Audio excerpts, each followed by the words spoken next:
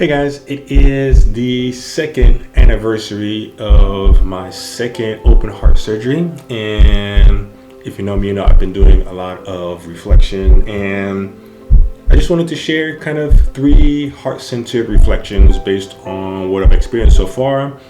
It's still a process to kind of understand everything that's been happening as far as my heart, my body, life in general, the pandemic. Everything has been a little bit of crazy, but these reflections have kind of been staying on my mind, and I feel like they're still flowing and evolving, if you will, and maturing in my mind. But I wanted to go ahead and just share these 3 because, heart surgery is definitely something that is not common to go through. Just wanted to kind of share some thoughts and hopefully something you can resonate with, something that can help you along your journey. And if not, pues, I'm speaking Spanish because I came from South America.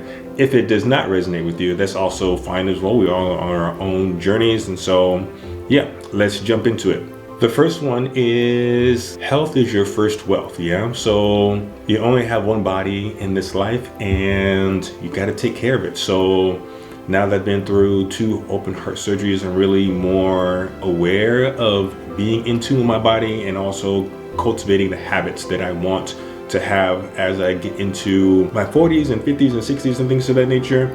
One thing that I learned going through all the ordeal and dealing with heart surgeon and my cardiologist and other health professionals is that they are really overworked, and you really have to be your own advocate for health. So that means you need to study your body. You need to know your blood pressure, your weight, your blood test, your vitamin deficiencies, your BPM, and your heart rate throughout the day. And it's one of the reasons that I even invested in a Apple Watch, just to make sure that I'm able to track my heart activity as I'm playing tennis or dancing, and because you really have to be your own health advocate.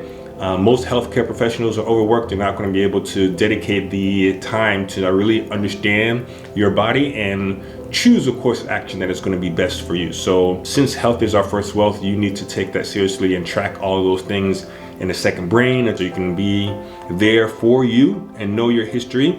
And for me, like, I had a list of questions ready to go and ask my heart surgeon, go reflect and get second opinions. Since health is your first wealth, what habits do you want to cultivate as you get older in life? On Facebook, I shared something kind of recently that shared like, what's your plan for care as you age 65 and plus? And it was really, really awesome. I'll link that in the description so you guys can check that out. But it's something that we should be thinking about, yeah, as our health and our youth is a limited commodity, yeah. Heart center reflection number 2, every day is a gift. After my heart surgery, I can just, going through so much pain on the recovery and like having your ribs and all of your intercostal muscles and things of that nature just taking time to heal, I can just remember so many times that I just wanted to be pain-free. Like that's all I wanted in the day. It's like I just want to freaking wake up and not feel pain.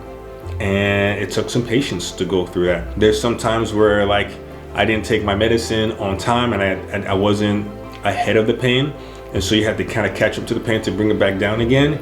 And those were not fun moments, like pain that would just kind of like knock you out. You can't do anything. You can hardly open your eyes. Yeah, I feel like based on all of these first world problems, I'm just coming off of a very long 6-week South American trip.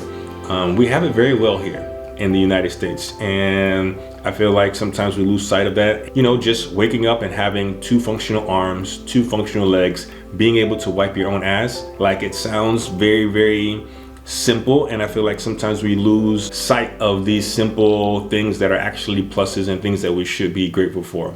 Being grateful for the little things. And when you get knocked on your butt in heart surgery, not being able to bathe yourself, not being able to get up to go to the restroom, and not being able to feed yourself, oh yeah, that's never going to happen to you, or it's never going to happen to me, but it can, so realizing that every day is a gift. Tomorrow is not guaranteed. So what are you going to do with the time that you have left? That's a question that's been on my brain. Sometimes I think about what will happen if I didn't make it on the other side of the surgery, And of course, we all want to elongate our lives and live as long as possible, but like, you can do everything right and still die in a car crash, or you cannot do the proper health procedures and habits and end up falling prey to an illness. So like, yeah, life is precious and tomorrow's not guaranteed. So in terms of my own reflection, you know, am I going to need another heart surgery in 10, 20 years?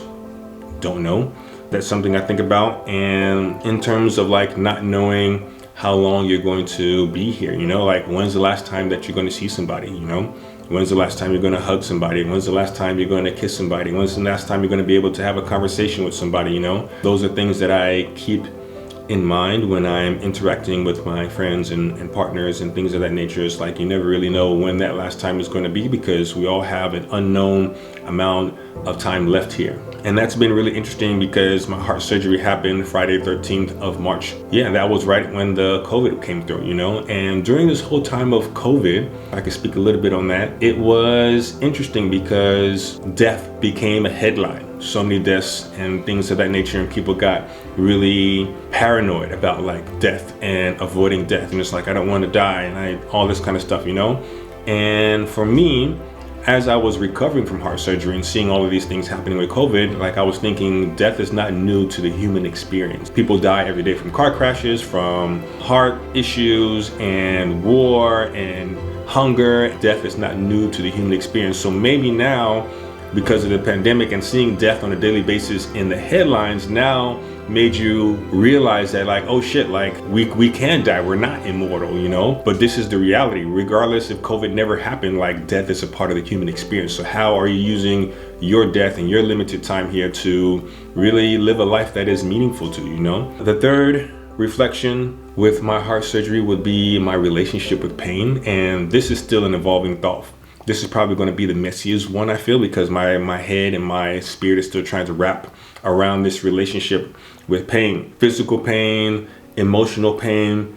During my heart surgery, I had to go through a lot of pain to put myself on the path to avoid another type of pain, which will be if my heart complications got worse and my heart wasn't able to function properly. And that would have brought another subset of different types of pain. So I went through pain to avoid another type of pain in the future, but there was still pain. And it's kind of the same thing like working out, going to the gym, cultivating a habit of like lifting weights and pushing your limits physically.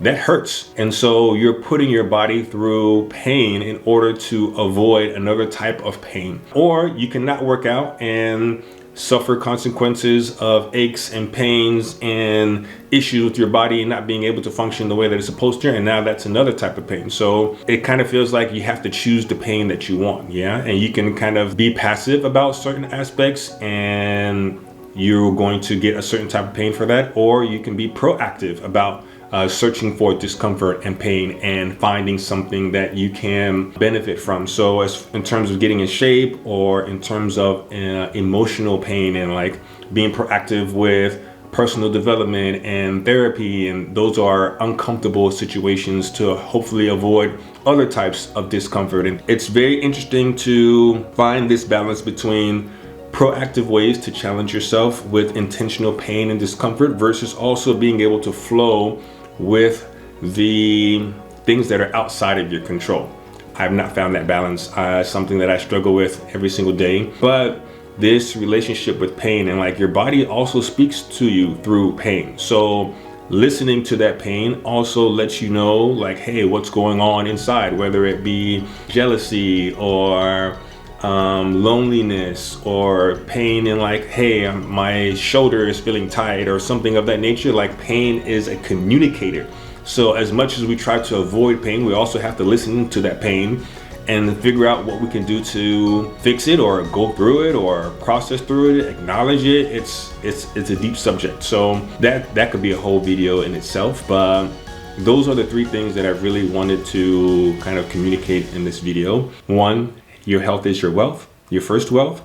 2, every day is a gift. And 3, my overall relationship with pain and pain in our lives. Going through my Facebook memories, I also saw lots of reminders about the GoFundMe that Yelena set up, and how the dance community was there for me to help me get through a lot of those health expenses. It made me feel a lot of feelings of gratitude for the support system that I have around me.